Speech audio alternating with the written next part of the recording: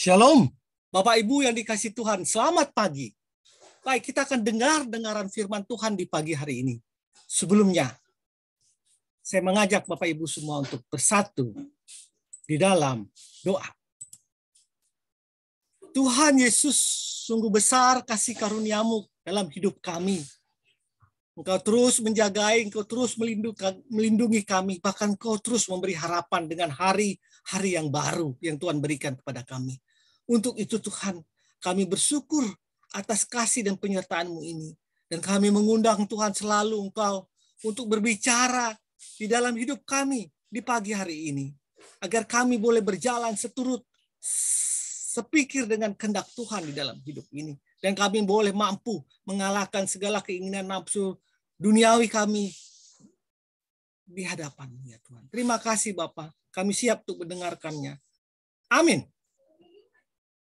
Bapak Ibu yang dikasihi Tuhan, judul kita pada pagi hari ini adalah arti dari kelimpahan. Arti kelimpahan.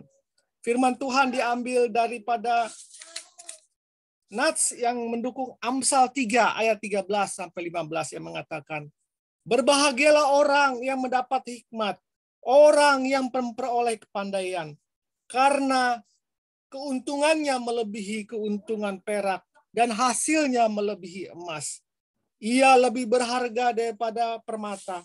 Apapun yang kau inginkan tidak dapat menyamainya.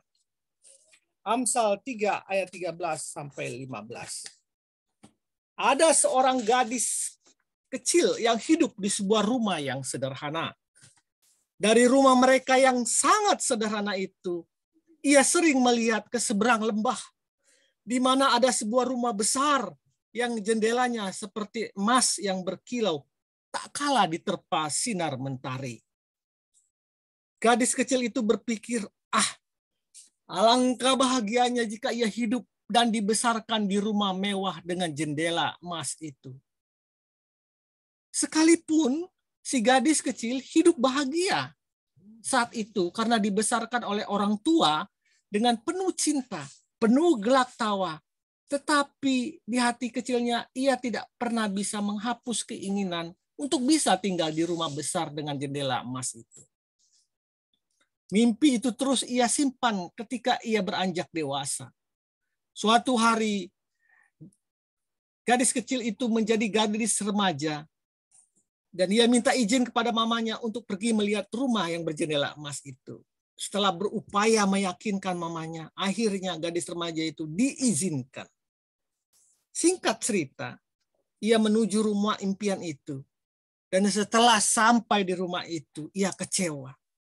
Karena rumah yang dari jauh dilihatnya sangat sempurna, ternyata kotor dan tidak terawat.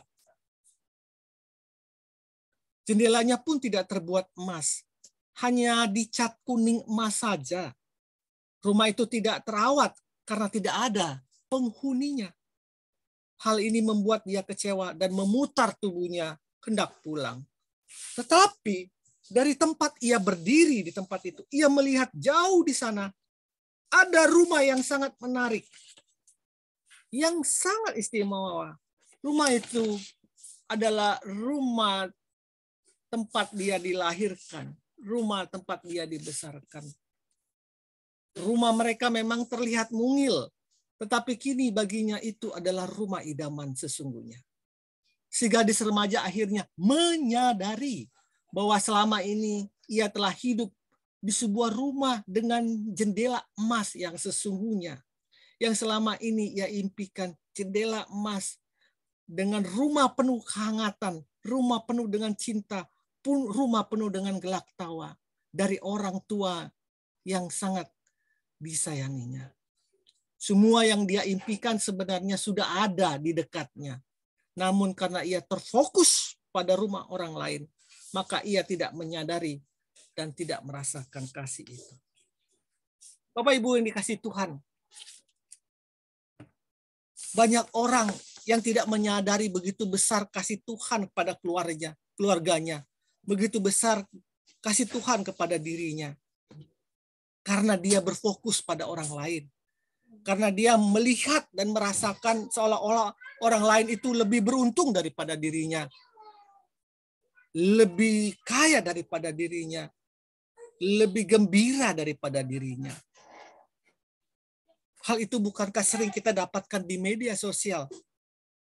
Tetapi apakah benar sesungguhnya hal itu tercermin atau benar bahagia?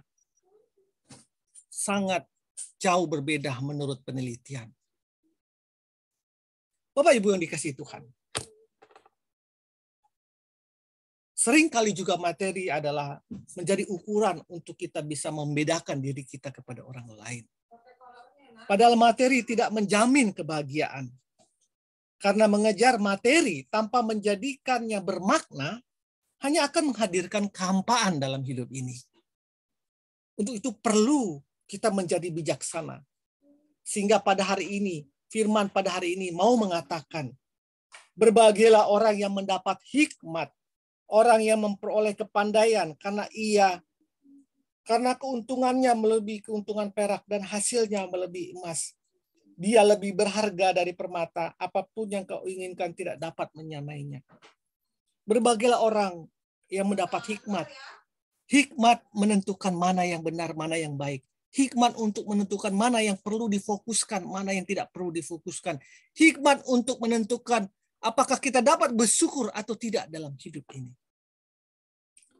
Itu hanya dapat atau itu hanya kita temukan bila kita mengenal Tuhan di dalam hidup kita dengan sungguh-sungguh. Jika kita tinggal di dalam Tuhan dan firman Tuhan ada di dalam kita, maka hikmat itu akan ada di dalam diri kita. Dan minta apa saja yang kamu kehendaki, kamu juga akan menerimanya. Mintalah hikmat itu daripada Tuhan. Tetapi carilah dahulu kerajaan Allah dan kebenarannya, maka semuanya itu akan ditambahkan kepadamu. Carilah dahulu firman itu. Carilah dahulu pengetahuan akan Allah itu. Berhubunganlah terus intim dengan Allah. Maka engkau akan ditambah-tambahkan. Terlebih hikmat di dalam menentukan mana yang baik, mana yang benar, mana yang salah, mana kita dapat bersyukur, mana kita dapat bersukacita, mana kita dapat berfokus dalam hidup ini. Mari Bapak Ibu. Galatia 5 ayat 1 mengatakan supaya kita sungguh-sungguh merdeka.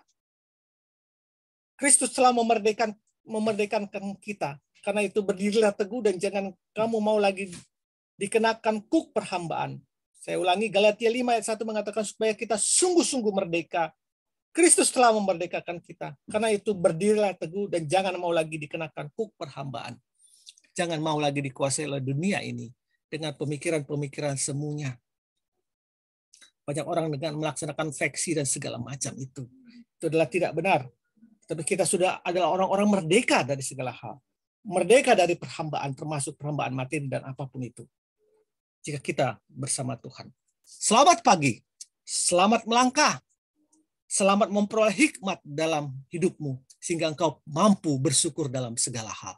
Tuhan Yesus memberkati. Amin.